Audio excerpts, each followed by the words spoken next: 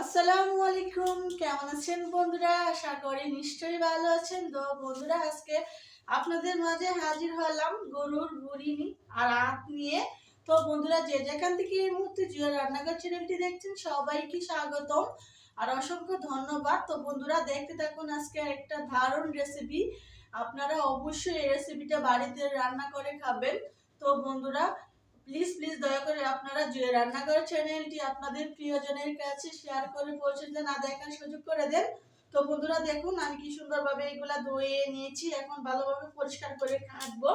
আর দেখুন আর কি নিয়েছি, এখানে পেঁয়াজ কুচি নিয়েছি, আদা রসুন বেটে নিয়েছি, আর রসুন কুয়া এরকম ভাবে আস্ত নিয়েছি, আর দারচিনি এলাচ লং তেজপাতা নিয়েছি, আর নিয়েছি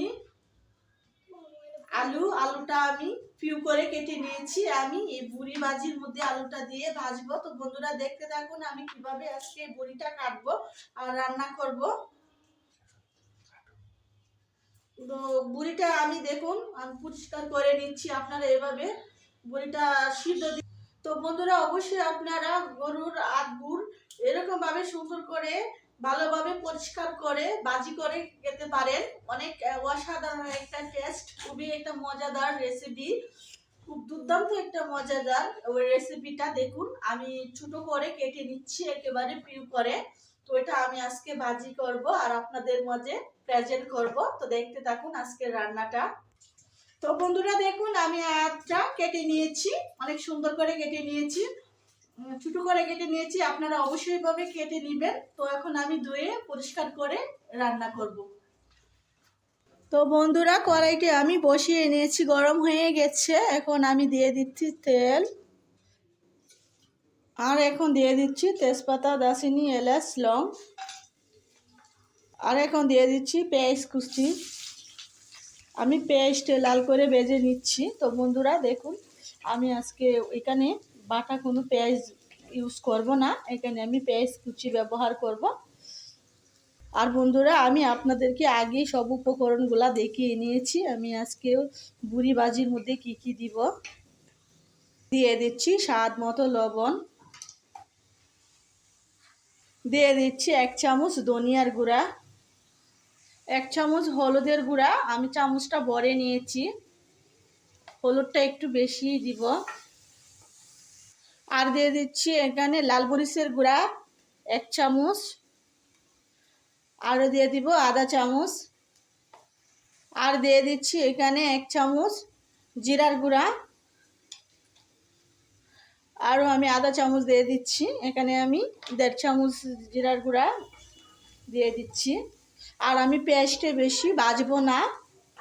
আর এখানে দিয়ে দিচ্ছি বুড়িটা আমি কেটে রেখেছিলাম, এখন দিয়ে দিব বুড়িটা।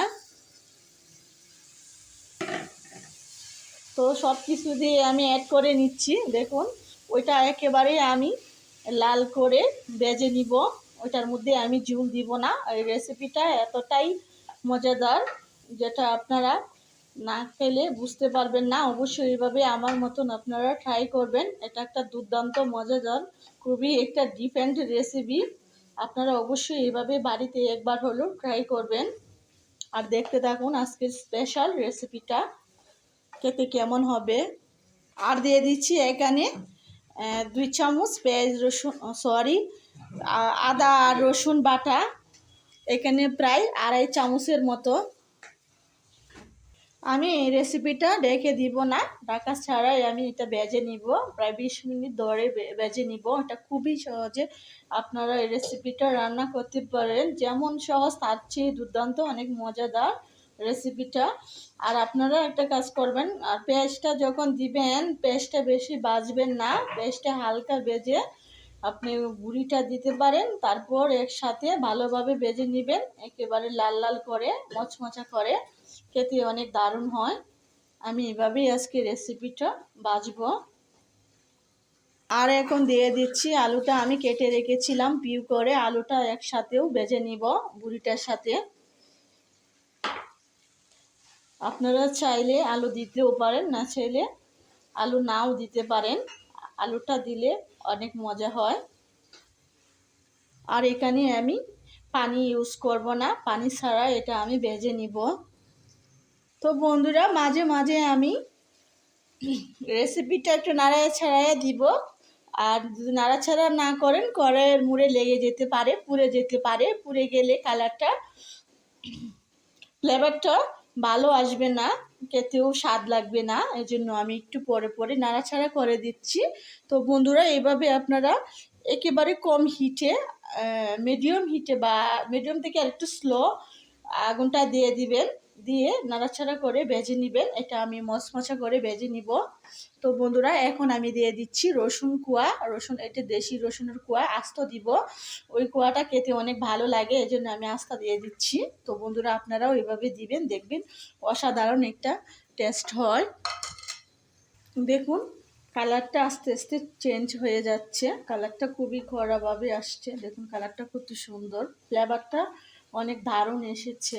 তো ওরকমভাবে রেসিপিটা রান্না করলে জিভের স্বাদটা আবার নতুন করে ফিরে আসবে।